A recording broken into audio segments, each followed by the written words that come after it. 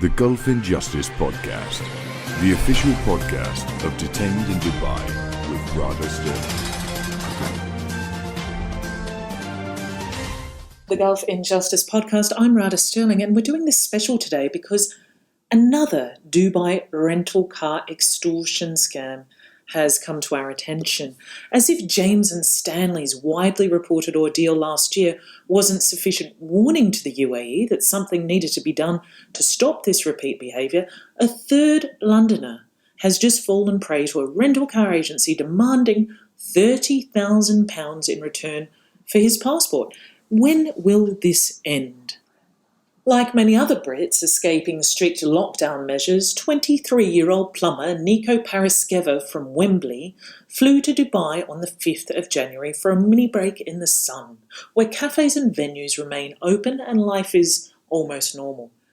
Nico and his friend rented a luxury Bentley for their holiday. A day before their return to London life, though, things took a turn for the worse when Nico's friend was driving the car alone and a bottle of water became jammed underneath the brakes, causing an accident.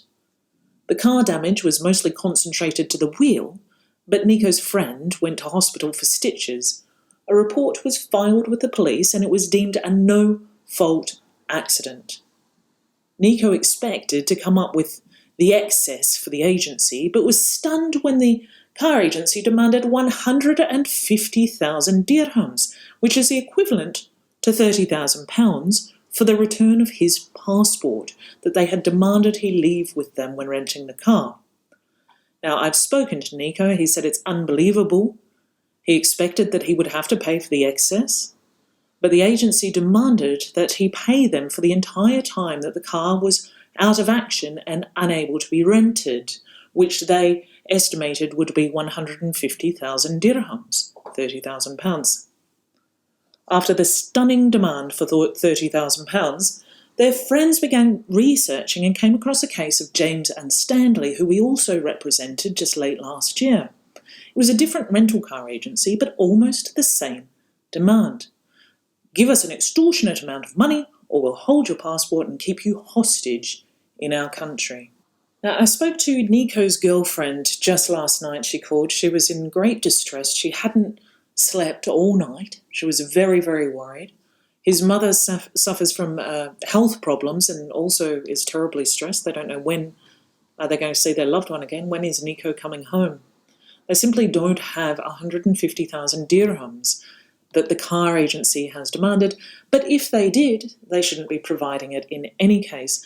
This is the second time in a matter of weeks that we've seen British citizens targeted by rental car companies in Dubai, illegally seizing their passports and essentially holding them to ransom.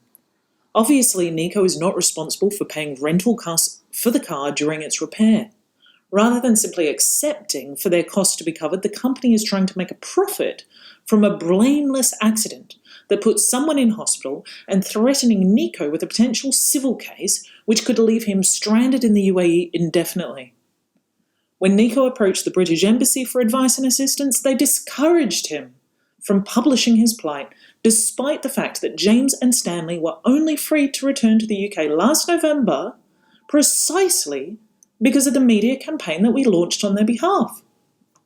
Now, we understand that consular staff are communicating with the car agency, and we hope this outreach bears fruit, but it's irresponsible, in my view, for the embassy to warn citizens to keep quiet about injustices they face in the UAE. Frankly, this is something we have learned the embassy does routinely, and in our experience, it inevitably prolongs rather than helps resolve issues Brits endure with the Emiratis' legal system. Thank you for listening to the Gulf Injustice Podcast. I'm Rada Sterling, and we will keep you updated on this situation. We really hope to see Nico back in the UK and safe home with his family very soon. And we want the Emiratis to get involved. The authorities, the ruler, they need to get involved and advise rental car companies that this simply isn't on. We can't have another repeat situation where more British nationals, foreign nationals, are targeted by rental car agencies simply because they're on holiday, they've had an accident, and then they're being held hostage. This is a totally unacceptable situation, and the UAE needs to deal with it. Thank you for listening to the Gulf Injustice podcast.